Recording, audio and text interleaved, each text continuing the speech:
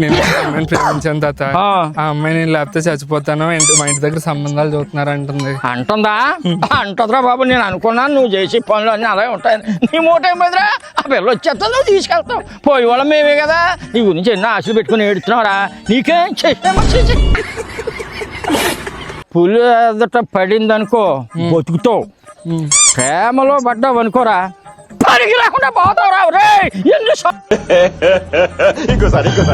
పరికి లేకుండా పోతావురా. రే ఎన్నిసార్లు చెప్తున్నాను రా, నీకు అర్థం కాదురా. నేను చెప్తున్నాను, సరిగ్గా అర్థం చేసుకో. అది పడిదాకానేరా, పడ్డాక ఏమైపోతావు అన్నది నీకు తెలుదు, నాకు తెలుదు. చాలా చెప్తున్నావు కదా తాత ప్రేమ గురించి, నువ్వు పడ్డావా ఏంటి? ఉండరా బాబా, ఏదో చూడరా, మళ్ళీ నన్ను చంపేస్తావు. ఏ జాబ్ చేస్తున్నావు తాత నువ్వు? Software job. సాఫ్ట్వేర్ జాబా? ఒక్కసారి 10,000 మందిని 20,000 మందిని తీసేస్తారు. ఆ జాబేనా? ఇక తీసుకొస్తాడట మళ్ళీ ఈ జాబ్కో పెళ్లి కూతుర్ని. అదేమో తీసుకొస్తాడు, ఈయన వంక చూస్తాడు, వంక ఈడు చూస్తాడు. మా బాడ అయిపోద్ది ఇంకా అప్పుడు. అంటే సాఫ్ట్వేర్ జాబ్ చేస్తే మేము పెళ్లి చేసుకోకూడదా? చెయ్యకూడదని కాదు, సాఫ్ట్వేర్ జాబ్ ఎంత జాబ్ వచ్చి ఇచ్చేస్తారా?